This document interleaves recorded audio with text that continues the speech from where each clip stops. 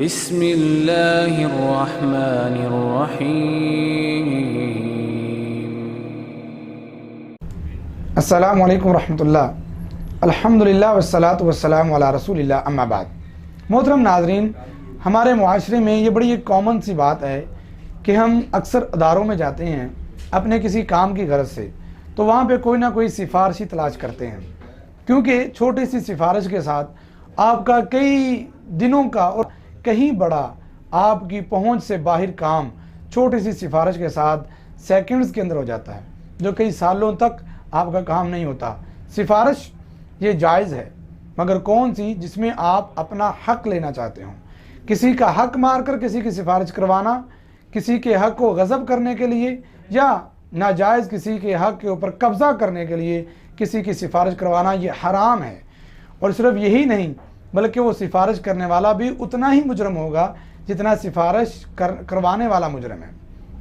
تو آئیے، ایک دن وہ بھی آنے والا ہے جب کائنات میں عام انسانوں میں کوئی کسی کی سفارش نہیں کرے گا۔ اس وقت شفاعت عظمی نبی پاک علیہ السلام کریں گے، اور چند خوش نصیب لوگ وہ ہوں گے آپ علیہ السلام کی امت کے، جن کی سفارش آپ علیہ السلام نے فرمایا میں خود کروں گا۔ یہ حدیث صحیح الجامع کے اندر موجود ہے۔ علامہ البانی رحمہ اللہ کی اس کتاب میں حدیث نمبر 2633 ہے۔ حضرت ابو درداء رضی اللہ تعالیٰ عنہ اس حدیث کے راوی ہیں۔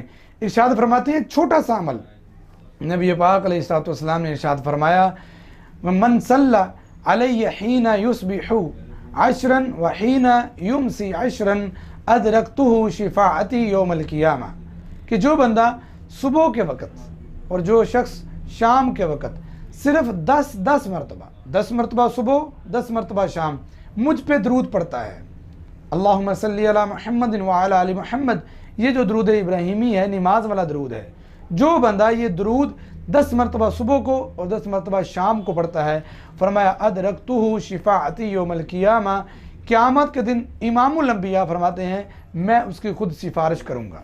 تو آئیے، یہ چھوٹا سا عمل اس دن کوئی اور آپ کے پیسہ، آپ کا اسٹیٹس، آپ کا عہدہ، آپ کی برادری، آپ کا قبیلہ، آپ کا بڑا پن، یہ کام نہیں آئے گا۔